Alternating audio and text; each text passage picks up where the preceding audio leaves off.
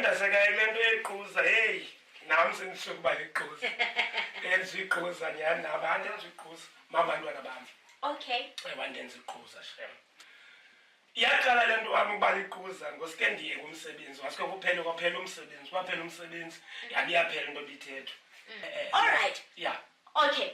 So waphela umsebenzi ne wafind out kanjani ke ukuba kahle kahle apha ndiliquza ndokuvile uthe behavior yatshintsha but how did it change ubone ntoni zathini izenzo zalomntu kuzubona ba ayisiyo ngoku kahle ndaya kwitime yami ndiyexeko emani kanibona i-10 mana ndiyibona into endiyiphilelayo funa uthenga i-retex Mulweni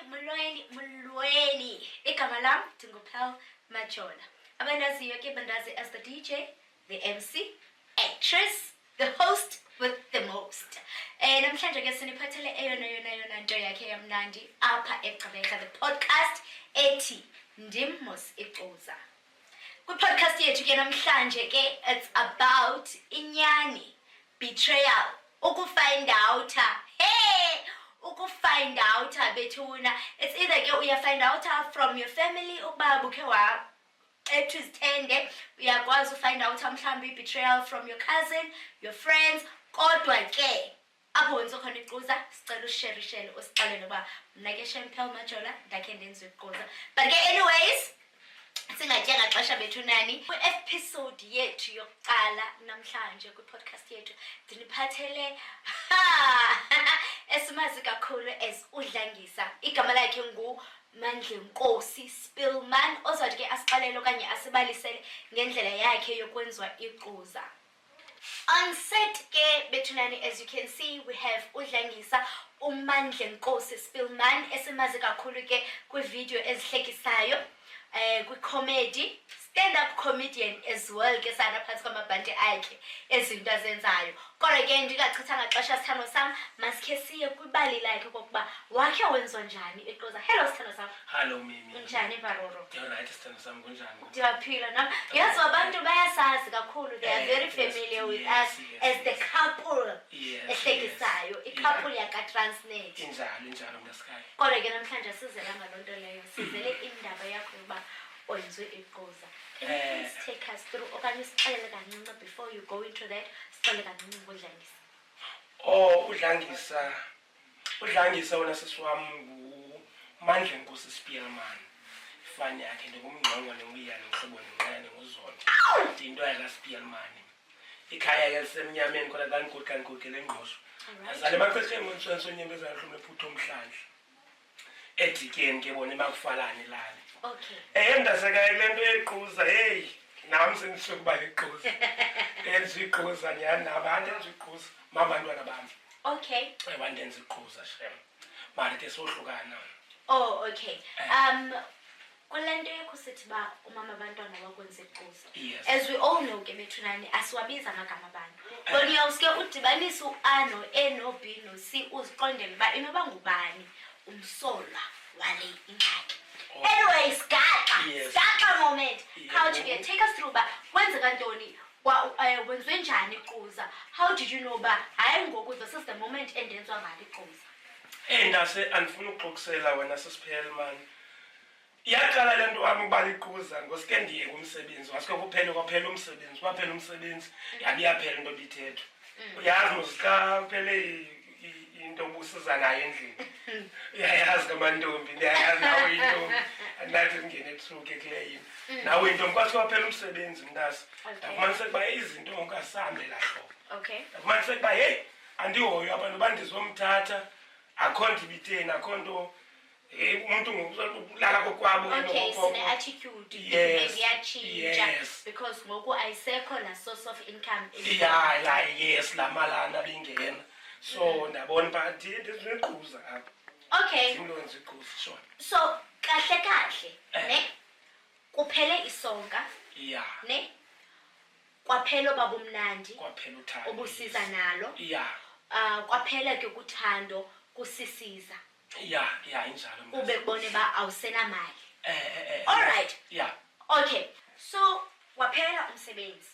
Ne wafind out kanjani ke ukuba kahle kahle apha ndiliquza ndikuvile uthe ibehavior yatshintsha, but how did it change? Ubone ntoni, zathini izenzo zalo mntu kuze ubone uba ayisiyiyo ngoku? Mntase besisoko ngoku singabantu abaxabanayo because kaloku xa ndiyile phaa kokwabo ngoku ndifika kukho amajita amathile apha aselanawo phaa. Okay. Ndiqombe ndijonga mntase, uyayazi ke xa utyela phofu ke ndiyayazi mna uba ndenziwa njani iquza ndimane ndibalisele wena. Yes. Utyelwa kobuhlungu njengomntu watyelwayo. Okay. Mna mntase ndandivuka ngoo-5 ndigobe phaa ngokwabo ndijonge phaa kuyegeyithini uba kuzophuma bani phaa. Sesho yanihethisa mntase mani laa nto. Ndiqombe ndifuna ubona uba ingabe le ntwana izophuma apha na okanye But ke kwakhona into oyibonayo wena, kwakhona into oyibona wena ba apha uyajola usisiza wambhaxa umhlambi red-handed usisters uyajola okanye yayizinto nje wawuzicinga? ndandumbhaqa mntase because yaphela yatshintsha ne-attitude kumamakhe. Okay. Kaloku umamakhe ngulo ndandisoko dumpha imali xa ndifeyile uyabo, ngoku andinayo imali. Okay. So wabuqomba nantsi indoda inemali ngoku. Okay. Ndaqomba apha ndenziwa iquza apha. Alright. Jonga mntase uqonde ndandiphela ndiqomba ndiza kwenza nezinto ngoku endandingazixelelanga uba ndingaze ndizenza ebomini Ezifana nanto. because wona mntase ndadibana nezinye iitshomi zam ndandifunda nazo kwi-lower primary qha ke zezistowuti ngoku. Fondini utela uske wanqaba ngoku apha eriyeni. Ndithe mani fethu uyayazi xa utyelwa kaloku endaweni fethu soze ube uxhaphake laa weyiwa ukhathi uxhaphake ngalo. Okay. Athi abone fethu jonga ndayalo nto otyelwa masambi akumpumpu ngoku tabeqoa xa ndiyicinga. Masiyibambe apho, masiyibambe kancinci. Sibuye nje umva kancinci. I'm trying to get the details, the deeper details zale nto yakho yokokuba ndiliquza. I'm sure umjolo was not the only thing eyakubonisayo uba nguwe iquza kulaa relationship. I'm sure zikhona ezinye izinto zakubonisayo that uba awusaxabisekanga kuloo mntu. Zazizintoni ezazikwenza uba mawubone uba hayi ngoku sekuphandle ngakuwe, besides yokuba ugace phaa phandle kokwabo ngo-5 ekuseni? What else did you see from that relationship of yours eyakwenza uba mawude uthi hayi no, I can't take it? Okay, mntasekayi ndandikade ndithi ndithuma nezintwana zam. Ikhona intwana yam ina-12 ngokulindana, ina-13 mini kulo nyaka, lo intombi una-10. So ndithuma le ntwana endala. Efondini kabizi mamakho phaa ndime ekoneni mos yabo, sendihlekwa ngoku nakulaa area yaziwa mos le uba akasadyoli lo apha. Okay. Sendithuma le ntwana yam bafondini kabizi mamakho phaa. Hayi tata, umama woko ubemkile izolo uyayifihla naye uba umke nabani. Ndithi umke nobani? Lapho nebikathi izosela apha. Uthi tata umke naye. Ndithi kudala isenzeka. So ndandimane ndifumana phaa kwi-information. So umama umntana ne was having an affair okanye masithi ebesemove on after ke ngoku wena uye wangaphangeli. Yes. Wamuva on wanendoda yakhe, wamuva on wathandana kwamnandi kwahappy kwi-relationship yakhe entsha. Umakhulu wabantwana bakho yes. akasakuhlonipha ngalaa ndlela bekuhlonipha ngayo because you were no longer bringing something into ezandleni zakhe. Yeah. All right, now let's move on. How did that make you feel as a man? Wamsho mhlambi wawunayo i-anger eyayithile okanye mhlambi wawufuna maybe ukubona like uzicakela uzibuza imibuzo because as indoda ujolelwe. Now how did that make you feel as indoda ba ujolelwa kukhona umuntu ohlekisana nomama umntanakho?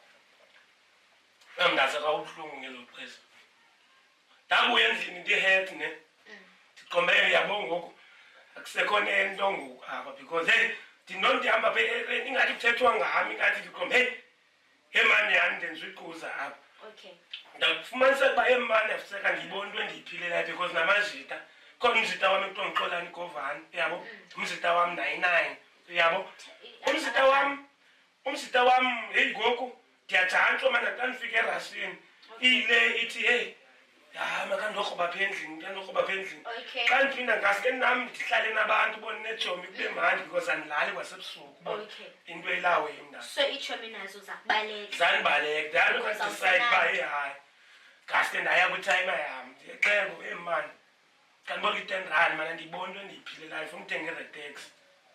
tatam wathi hayi ayikhona nyani i-R10 xa at-least ufuna imawo uya kutatakho uthi ucela i-R10 for i-latex. Were you straight up notatakho uba ufuna uthenga i-latex okanye mhlawumbi wayizulisela uba hayi ndifuna uthenga ndamxelela kakuhle ndamxelela ukuthi ndifuna uthenga i-latex ndifuna uzibulala apha kwana ndiyibona into endiyiphilelayo hayi kheko labe lingumntu ongenawari yaloo nto akhupha i-R10 phaa kuyo xa kanti uyithenga le latex kanti ayanyuka kudala le latex i-R20 so ndabe ndisindelo hlobo ngenxa yokuba wawubetrayed waxokiselwa wava kabuhlungu waphulwa intliziyo ngubaby mama wafuna uzibulala and then kwenzeka uba mayishote thank goodness uba kwashota kwenzeka uba imali ishote ne how did you find amandla okuqhubeka nempilo? How did you move on? How did you pick yourself up from being made intlekisa e-eriyeni, from being umjita besaziwa nale maid? Like, did you doubt yourself? Okay, waqomba mani mhlambi ndim mani khona into rongo nam. You understand? Ndakuva. Igo yakho mhlambi qomba na mani kukhona mani there's something. Okay. You understand? There's ndakuva. Yes. How did you bounce back? No, mntasekhaya into eyenzekayo ne ndandihleli ndingumntu wakade olinde imali ye-UIF yabona kulaa process yolindile nam yabo nyani yathi yenzeka le nto yobhitreya zitshomi nangule ntuka nangumama abantwana xa ndiyokroba vere ebhankeni ndandingenayo incontact xa ndiyokroba ebhankeni ndazulisa ndathi nge-R20 tyeni yabaleka laa ntwana yathi yaphuma yathi ibhalansi nantsi ininzi yacenga uyozihlala emaxhoseni ndabaleka ngoba ndikwazi ukufeyisana nabantu wanayo imali ndanayo imali ndakhwela. Did you think of kuba uyazi kakade imbangela yeengxaki zakho from the first time yayibe kanti yimali? Did you think okokuba now that unemali again mawuphinde ubuyele kubheki mama wakho umhlawumbi izinto sesawujika? Never. Mntase ndayiqonda uba ndinemali ndizayilungisa phambili leyo into andikwazi kaloku ubuyela apho hayi phela ndingabe sezihlangu ndim nawe. Alright. So why emaXhoseni? Yes. Not looking back. Yeah. Awusamfuna ubaby mama. Unemali zakho, nesentana zakho. Yabona umadlisa, ubudlisa. Ungenile ke ngoku. Dumbile impokotho ke ngoku. Alright. Take us through ke ngoku. Xa ufika emaXhoseni ke ngoku ne ukwazi ingqondo zokuba mawuphinde uthandane okanye awusafuni kwa into edibene nomthandano anymore. Ndikwenza ingqondo zokuthandana. Okay. Ndenzela uba iphele kaloku yonke laa nto ukucinga ngayo wenzela laa nto ithi kukhabilitye kuvelelile. Yes. Alright. What happened ke ngoku emthandanweni wakho emaXhoseni? Okay, ndafika apha endlini lucky ke ndafika abantakwethu phana bephangela xa ndaxelelwa mosiba isitixo sihlala apha elemkeni next ndafika ndavula eziba ndinemali ngoba bendiphethe ihambe edlane nentoni. Yes. Ndathatha imalana ethile ndaya kwezi ndawo ndidla ngoziselela kuzo phaa xa ndiphaa hayi ndafika phatyini umandi ndafika ndabhaqa umntana thini ndabhaqa ibhinqa hayi sancokola kwamandi sathini into evanayo sasela kwamandi yonke into sonwaba kwamandi sagoduka besithi no kusemini uzaphinda abuye phaa late ndim kha ke ngoku nam ndotipa xa ndotipa ndibuya ke ngoku abantakwethu babuyile esipani. Okay. Xa ndiphuma ke ndivuke ekutipeni heyi nanku umntakwethu mosungengqe nalo bendimbambe emini apha esipontini kupholiwe phaa. Wow.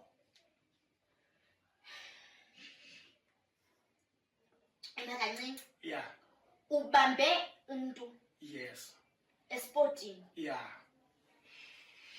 The same person ubucinga uba nguye ngulo ngoku unqenqe nomnakwenu kumnandi. Mamela. Okay. Ndikucacisele. Kupholiwe esipontini kuyaselwa. Kha sebevile nabo bandikhona kha kulindwe mna ba ndivuke ndikhuphe laa bhotile ba madoda xa ndivuka ndikhupha laa bhotile ba xa ndisityhini thixo le poni jingi lo mntana ndibambe emini mosilo wathi uzabuya late. Nansikile? Anikanantsiki? Hayi. Uthe uyayazi ifamily apha endlini. Okay. Kanti naye yabona abantakwethu zikhazini ke kum. Okay. Because mna usista kamamam bazana umuntu oyi-1 Alright, so bona okay. ngokhwalo thina sinamangqongo so sazana elo hlobo Okay. yena ke ngoku uzalana naye kweli cala lokhwalo Okay. mna ndifike bepholile le nke ndayicinga uba tyhi ndizolwenza iquza nangoku nalapha dala ke nendlini ndadibana nelentuka phaa ibleach asela ibleach bafika ndisela loo bleach Kahle kahle wena umo wakho ne uthi xa udibana ne-difficult udecide uba kuphelile ngoku mayiyekwe le nto mandivele into ukuphelisa ubomi ba yintoni ukwenza uba mawube easy uba mawufuna uzibulala what is so easy for you uba mawuthathe ibleach okanye i-retex or umhlaba uyalingana uvele uthi guri yintoni ukwenza uba makube lula ukwenza iquza mntase dibane ukwenza iquza Manintsi abentombi out there. Yes, ndiyabandiqaphele loo nto. Manintsi abentombi out there. Kule nto uba ukwazile uthi move on from baby mama to this one. That means unayo potential yothanda umntu. But awudumfumane lo mntu uzawunelisa inhliziyo yakho. Hayi ndingamfumana ngokungoko kaloku. Xa bendiserisa isitezo. Lo ungu-die hard.